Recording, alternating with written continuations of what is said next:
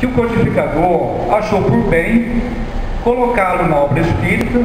Normalmente na revista espírita é que esses estudos eram publicados, e o codificador deixou claro que naquele momento do século XIX não havia ainda referências para a comprovação daquilo que estava sendo dito por algumas entidades espirituais, mas que o tempo se encarregaria de esclarecer a situação. Então o professor Herculano Pires, ele faz algumas análises de alguns princípios que realmente se comprovaram e outros que não se comprovaram, que a ciência demonstrou serem contrários àquilo que havia sido escrito. Entretanto, os princípios básicos e norteadores que foram presididos pelas entidades superiores, pelos espíritos responsáveis pela evolução do gênero humano, esses realmente não existem equívocos, não existem erros. São princípios sólidos e que sustentam a doutrina até hoje. Então, essa conversa inicial nossa é realmente uma reflexão de como o Espiritismo é uma doutrina sólida, extremamente sólida, e que estabelece como princípios de aferição a ciência. Então, é uma doutrina extremamente aberta e está aí para ser avaliada, e nós percebemos que essa abertura, ela é a grande prova da solidez de seus princípios. Por isso que as pessoas que por alguma razão, por algum motivo, acabam se trilhando pelos caminhos do Espiritismo, ela não consegue mais encontrar nada que possa substituí-lo de uma forma mais eficaz e mais sólida. O Espiritismo é realmente o mecanismo através do qual nós conseguimos ver o mundo, a vida, com outros olhos, que são os olhos da realidade, nós sabemos disso.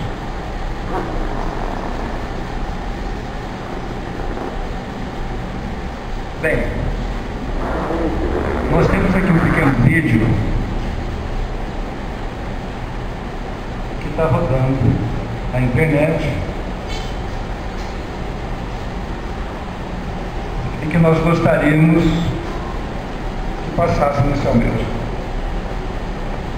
Ser espírita não é ser nenhum religioso, é ser cristão. Não é ostentar uma crença, é vivenciar a fé sincera.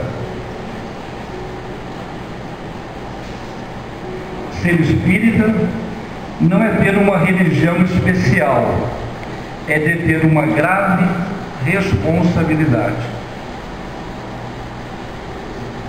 Ser espírita não é superar o próximo, é superar a si mesmo.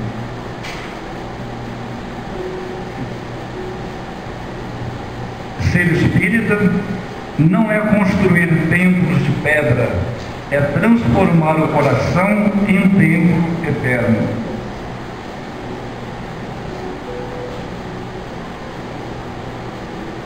Ser espírita não é apenas aceitar a reencarnação, é compreendê-la como manifestação da justiça divina e caminho natural para a perfeição.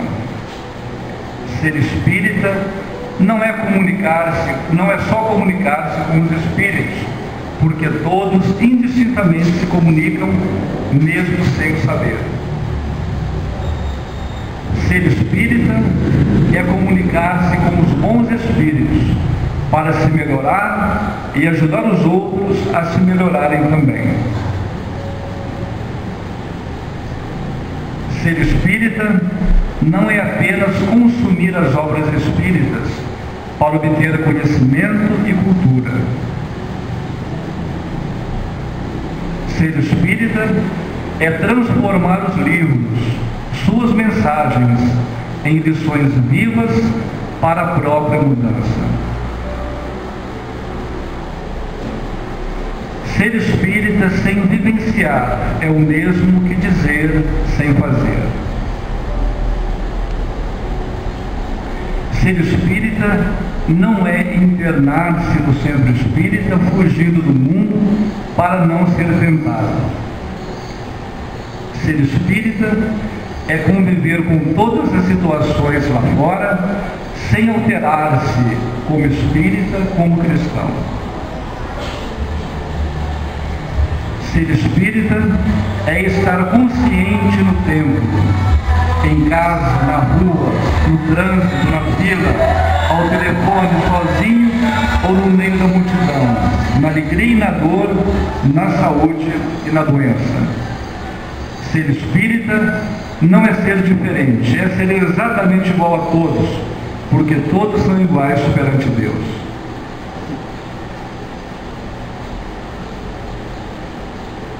Ser espírita não é mostrar-se que é bom, é provar a si próprio que se esforça para ser bom, porque ser bom deve ser um estado.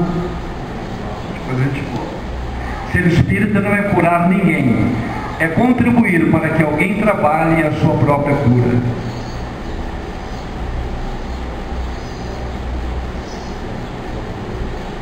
Ser espírita não é tornar o doente um dependente dos supostos poderes dos outros, é ensinar-lhe a confiar nos poderes de Deus e nos seus próprios poderes. Ser espírita não é consolar-se em receber, é confortar-se em dar, porque pelas leis naturais da vida é mais bem-aventurado dar do que receber. Ser espírita não é esperar que Deus desça até onde nós estamos, é subir ao encontro de Deus, elevando-se moralmente e esforçando-se para melhorar sempre.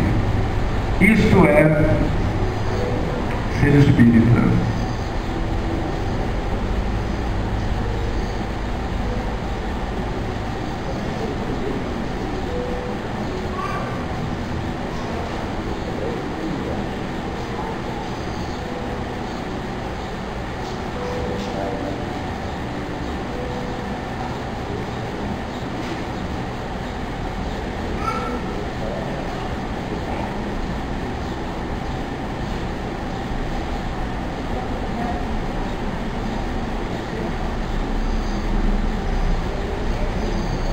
Bem, pessoal, depois nós temos um outro slide para a gente poder analisar e refletir melhor essas questões.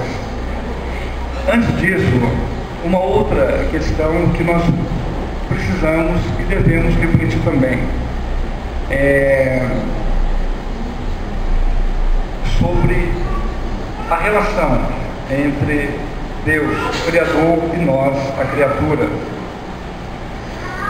Nós nos alimentamos da fé espírita. Nós temos como referência as entidades superiores e Jesus é o mestre de todos nós.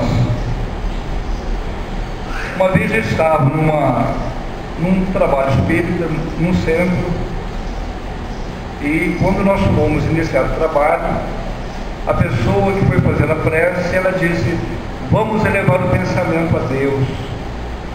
E essa questão de elevar o pensamento a Deus é algo que sempre me deixou assim, em dúvida. Como é que eu vou pensar em Deus? Como é que nós chegamos a esse ponto? E aí uma entidade se comunicou e deu uma bela mensagem e disse assim para nós: a nossa referência é Jesus. Jesus é a referência de todos nós. Vamos então elevar os nossos pensamentos ao nosso Mestre, a Jesus. Eu tive a felicidade de estar presente nessa comunicação e isso foi realmente algo muito proveitoso para mim. Uma outra situação que eu sempre me esbarrava em centros espíritas é quando as entidades se comunicavam. A entidade se comunicava e as pessoas rezavam. A entidade falando e as pessoas rezando. a entidade falava e as pessoas rezavam mais alto para não perder o ponto da oração. E aí nós tivemos, isso foi em outro centro, não foi onde nós frequentamos hoje. O Espírito também veio em socorro do grupo.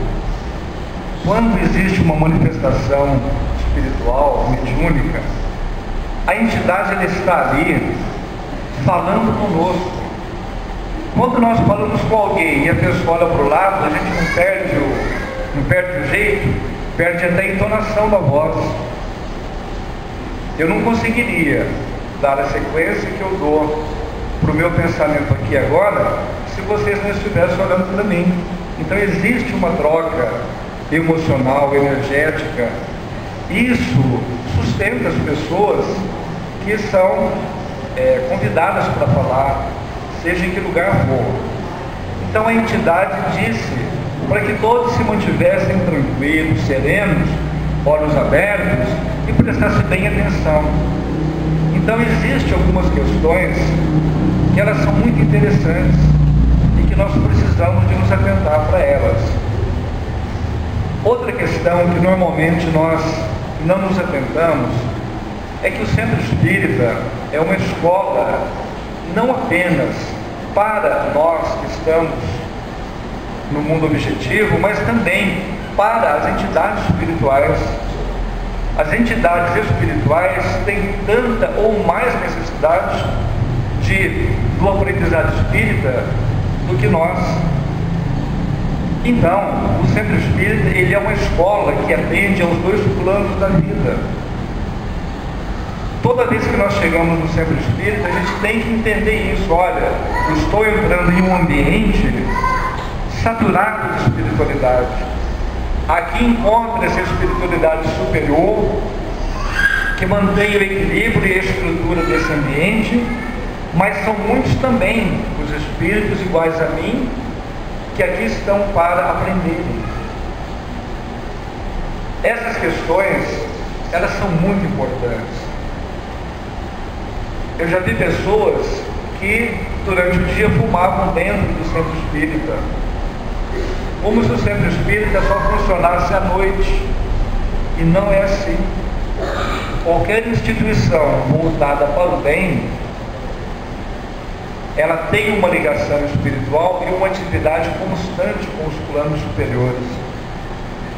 Aqui, este local não é um Centro Espírita, mas com certeza ele foi preparado pela espiritualidade para que agora ele se comporte exatamente como o Centro Espírita. Quando as luzes começarem a se acender, né, e o baile tiver início, é lógico, o panorama espiritual é outro, mas eventos dessa natureza, eles são devidamente preparados para atingir o seu fim, a sua finalidade. E quando nós falamos que Deus é onipresente, Ele realmente é. Deus é onipresente.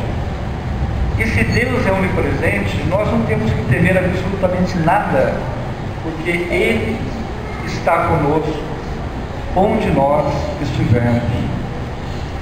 Nós coordenamos, gerenciamos um serviço de saúde mental em Itajubá, que é um centro de atenção psicossocial chamado CAPS Dr. Bezerra de Menezes. É uma instituição espírita que foi criada pelo Centro Espírita Allan Kardec. Os funcionários, os usuários, os técnicos, eles não são espíritas, mas a instituição é espírita. Os fundamentos do trabalho que ali se desenvolve são espíritas. E nós tivemos um usuário de uma cidade vizinha chamado Marcos. O Marcos era um garoto, ainda é, pouco mais em torno de 20 anos.